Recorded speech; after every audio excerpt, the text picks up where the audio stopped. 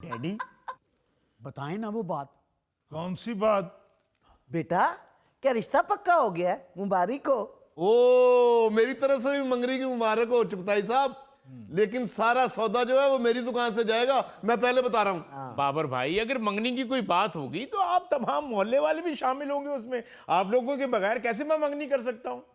अरे जुगताई मियाँ, आज तो यूं लग रहा है कि वाकई सूरज कहीं शुमाल या जुनूब की तरफ से निकला है। छोटे नवाब साहब बाहर जाके देखिए, कहीं आसमानों पे मछलियां तो नहीं उड़ रही। हाँ देखिए तो सही, कहीं दरख्तों की शाहों पे भैंसों ने घोंसले तो नहीं बना लिए। अरे मियाँ चुगताई, और इतना मेहरबान। चुगताई मियाँ गई, अल्लाह ना करे डॉक्टरों ने जवाब तो नहीं दे दिया। लतीफी साहब, मुझे एहसास हो गया है कि हम साए होते ही मां जाए हैं। अगर तुम कोई ऐसी बात कर भी देती हो तो मुझे खामोश रहना चाहिए। देखा देखा, मैं तो पहले कहता था कि चुगताई साहब दिल के बुरे नहीं है, वैसे ही देखने में लगते हैं। ओहो डैडी आपसे नहीं होगी बात, मैं करता हूं। लतीफी चचा, आपको तो पता है ना कि पिछले बाजार में हमारा प्लाजा बन रहा है।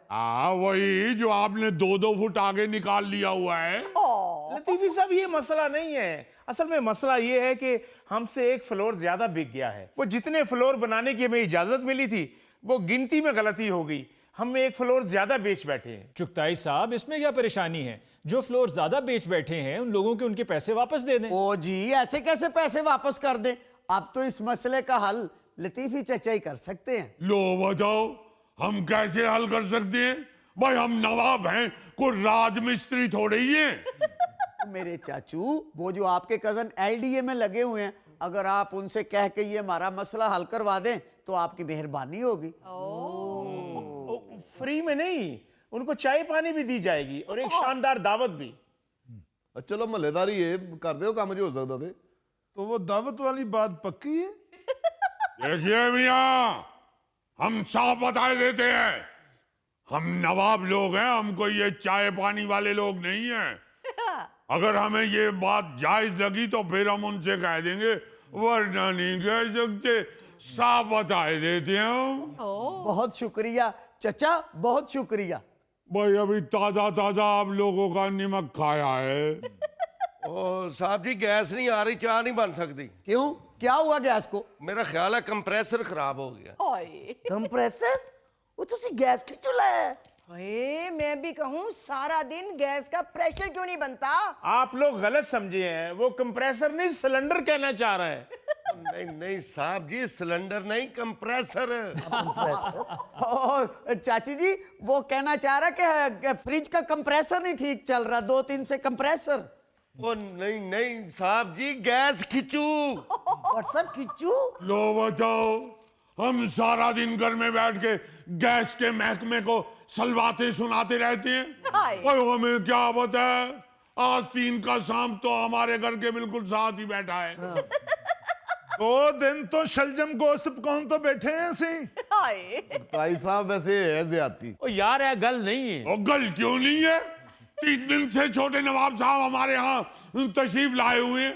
यकीन मानिए हम इनको खाना तक नहीं खिला सके।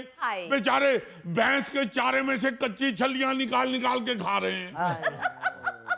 ये तो हर दूसरे मोहल्ले में हो रहा है और लोग हुकूमत को या गैस के महकमे को कोस रहे हैं, जबकि वहां पर कोई ना कोई खिच्चू लगाकर गैस को जो है वो अपनी तरफ खींच रहा है।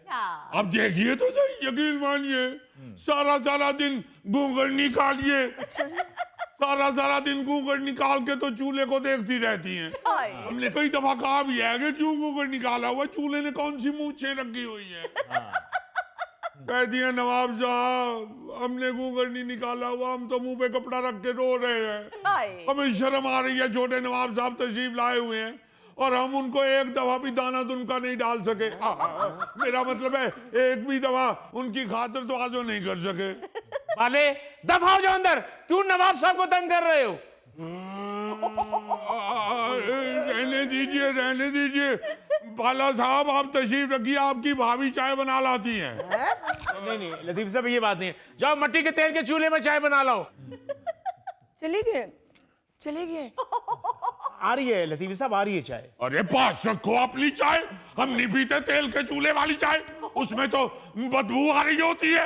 अल्लाह का ये शुक्र है हमने अपने एलडीए वाले कजन को इनकी नाजायज सवारिश नहीं कर दी। संभाल के रखिए। चले आइए नवाब साहब, चलिए। नहीं नहीं, बात सुनिए, छोड़ दीजिए, बैठिए। छोड़ दीजिए। बैठिए। हम कह रहे हैं छोड़ दीजिए, हमारे नवाब साहब का पर टूट जाएगा।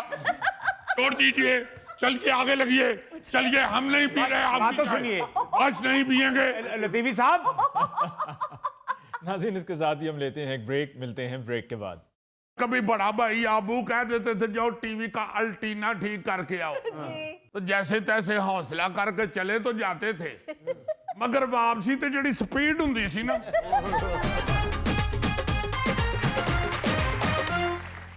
नाज़रीन, पेश खिदमत है आज का खबरनामा। नायरीन, आपने अक्सर अपने इर्द गिर्द मोहल्ले में या अपनी गली के अंदर सुना होगा कि साडी ते कुड़ी ने जिन चंबड़े या साडे मुंडे दे उत्ते जिन दा साया है।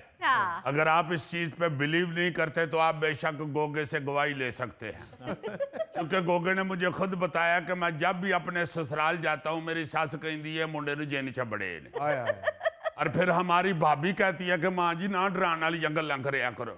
तो आगे से इसकी सास कहती है कि पुत्र जिन्ना है खांदा है आम बंदा खा ही नहीं सकता। जिन ने किसी दिन इसे गलों नस जाना कि खांदा ए वे ते ना मेरा लग जाना।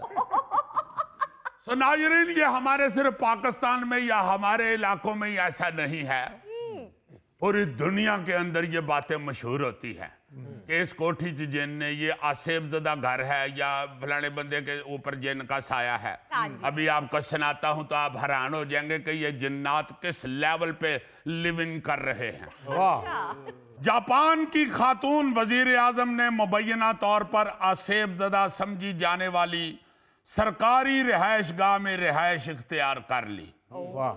इस रिहायशगाह के बारे में मशहूर है कि यहाँ 1 सदी कबल के जापानी फौजियों की रूहें भटकती हैं, और इस इमारत में माजी के एक वजीर आजम को भी कत्ल किया जा चुका है। बड़ी दलेर खातून है, फिर भी उच्च जाके रहने लग पई। जाहिर है ताड़ी गली च भी तो लोग ही रहन दे ने। यार वो अपने अपने घर रहंदे ने, मेरा उन्हां दा की तलक? नहीं, मैं वैसे ही फॉर एग्जाम्पल बता रहा हूँ।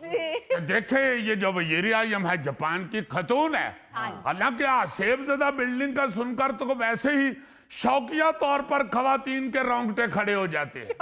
यार खवातीन तो किधर रह गए, मर्द हजरात भी, हल्की सी ठा की आवाज भी आए तो बंदे के मुंह से खाम खा चीख निकल जाती है। और अगर सच्ची मुच्ची कुछ नजर आ जाए तो बात सिर्फ चीख के निकलने तक ही महदूद नहीं रहती, त्रा भी निकल जाता है और थरा भी निकल जाता है। जिन का बड़ा खौफ हुंदा जी। हुणे कह दिओ जेम्स बॉन्ड तेरे पीछे जिन ने। यार मैं फजूल बात